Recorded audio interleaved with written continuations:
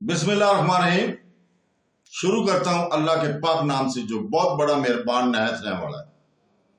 दोस्तों, बहनों, भाइयों, बुजुर्गों, सुल्तान महमूद गजनवी की 33 नंबर किस्त में हम आपको खुशामदीद कहते हैं।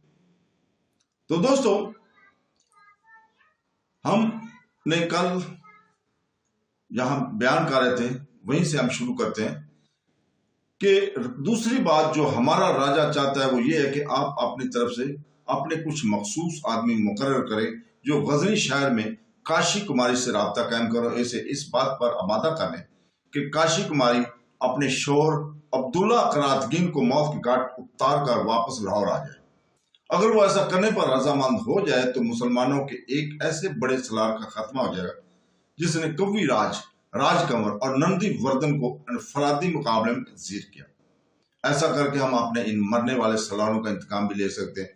अगर काशी ऐसा करने पर रजामंद ना हो तो फिर इसे मौत के घाट उतार दिया जाए।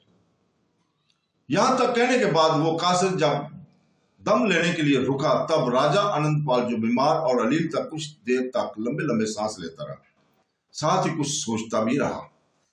तो दोस्तों, और कहने लगा, बठिंडा के कासिद को मुखातब करके कहने लगा कि तुम अपने राजा प्रेमदेव की तरफ से वो मौजू लेकर आया। जो पहला मौजू ये है कि मैं अपनी दूसरी बहन कौशल देवी को परम देव के दूसरे बेटे गोविंद राज से मंसूब कर दूं। पहले इस मसला को हल करते हैं, इसके बाद दूसरे मसले की तरफ आते हैं। इसके साथ ही आनंदपाल ने आवाज देकर कौशल देवी को बुला लिया। कौशल देवी अपना चेहरा ढांपे इस कमरे में दाखिल हुई और अपने भाई के कहने पर इस निशिस्त पर बैठी जिस निशिस्त से उठकर वो गई थी। फिर इस कासिद की तरफ देखते हुए आनंदपाल कहने लगा, ये मेरी दूसरी छोटी बहन है। इसे मैंने इसलिए बुलाया कि तुम्हारी मौजूदगी में सारी गुफ्तगू हो। मेरे अजीज, शादी चौंके मेरी इसी बहन की है, लिहाजा फैसला भी यही करेगी। फिर आनंदपाल ने कौशल देवी की तरफ देखा, कहने लगा, कौशल, ये बठिंडा के राजा प्रेमदेव का कासिद है। ये दो किस्म के पैगाम लेकर आया है। पहला पैगाम तुम्हारी जात से मुतल्लक है, चाहता है कि तुम्हारी सगाई बठिंडा के राजा प्रेमदेव के दूसरे बेटे गोविंद राज से कर दी जाए। अब बोलो, क्या तुम इसके लिए रजामंद हो? इस मौका पर लम्हा भर के लिए कौशल देवी ने खा जाने हुए अंदाज में बठिंडा के इस कासिद की तरफ देखा। फिर तल्ख लहजे में कहने लगी, मैं इस सगाई और रिश्ता के लिए हरगज तैयार नहीं हूं। अपनी बहन का यह जवाब सुनकर आनंदपाल मुस्कुरा दिया था, जबकि बठिंडा के कासिद का मुंह लटक गया था। यहां तक कि आनंदपाल ने इसे मुखातब किया, तुम्हारे एक सवाल का जवाब तुम्हें मिल गया। इसमें चूंकि मेरी बहन मुलव्वस थी, लिहाजा जवाब भी इसे ही देना चाहिए था और इसका जवाब तुम सुन चुके हो। यही जवाब वापस जाकर बठिंडा के हाकिम को देना। अब दूसरा मसला भी अपनी इसी छोटी बहन की मौजूदगी में ही तय करना चाहता हूं। इसके बाद कौशल देवी की तरफ देखते हुए अनंतपाल कहने लगा, मेरी बहन, एक मसला तुम्हारी सगाई का था, तुमने जवाब दे दिया, वो मसला हल हो गया। अब दूसरा मसला बठिंडा के राजा की तरफ से ये लेकर आया है कि मैं अपने कुछ मखसूस आदमी मुकर्रर करूं जिन्हें मैं गजनी रवाना करूं और वो काशी कुमारी से राब्ता कायम करें और इसे इस बात पर इंगेज करें और कहें कि वो अपने शौहर अब्दुल्ला करातगीन को मौत की घाट उतार दे। अगर वो ऐसा करती है तो हम कवि राज, कंवर राज और नंदी वर्धन का इंतकाम ले सकते हैं। और इसका यह भी कहना है कि अगर काशी कुमारी ऐसा करने पर रजामंद ना हो तो फिर काशी कुमारी ही को मौत की घाट उतार दिया जाए। ये इसके लिए सजा होगी। इसने क्यों सुल्तान महमूद गजनवी के सलार को अपनी जिंदगी का साथी बनाया?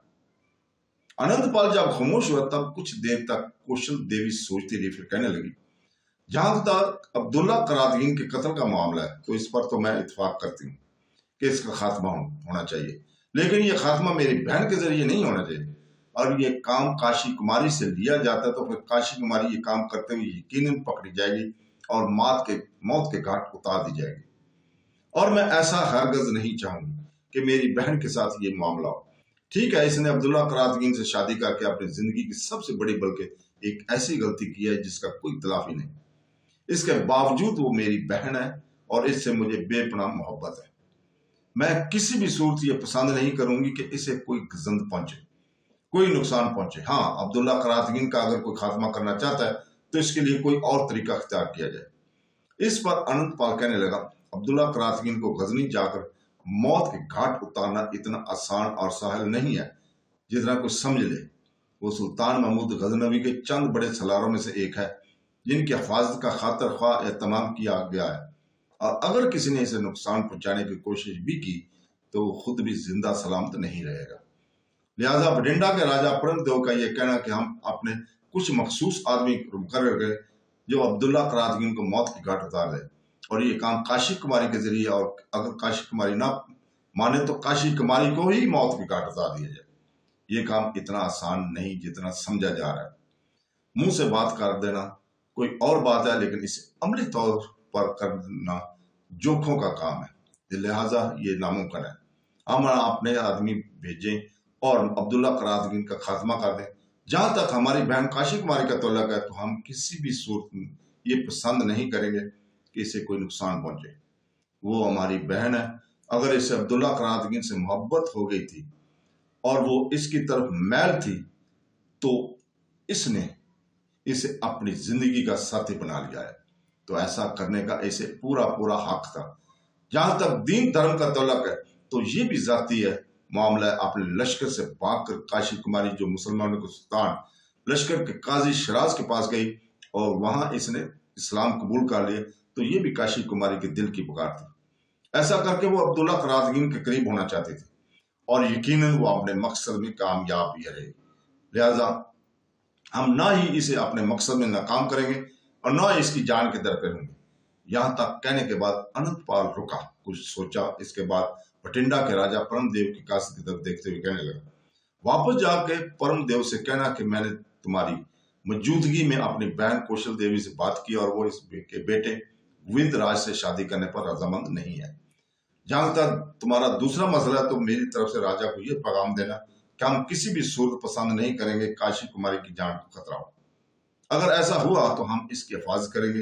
हाँ, अगर प्रेमदेव अपने बेटे राजकमल का इंतकाम अब्दुल्ला करातगीन से लेना चाहता तो फिर वो अपने कुछ आदमी करे जो गजनी जाकर या किसी और मौके पर अब्दुल्ला करातगीन पर हमला हो, इसका खात्मा करे और इस तरह वो अपने बेटे राजकमल का इंतकाम ले लेगा। जो दो बातें तुम लेकर आए थे, तुम्हारी इन दोनों बातों का जवाब मैंने दे दिया। अब तुम आराम करो, चंद दिन यहाँ क्याम करो के बाद मेरे यही दोनों जवाब जाकर अपने राजा से कह देना। इसके साथ ही अनंतपाल ने अपने चौकीदार को आवाज दी। जब वो आया तो अनंतपाल के कहने पर वो बठिंडा के काजी को अपने साथ ले गया। तो दोस्तों, इसके साथ ही हम इजाजत चाहते हैं कल तक के लिए। कल इंशाअल्लाह ताला हम आपके सामने नई किस्त के साथ पेश होंगे। अल्लाह हाफ़िज़।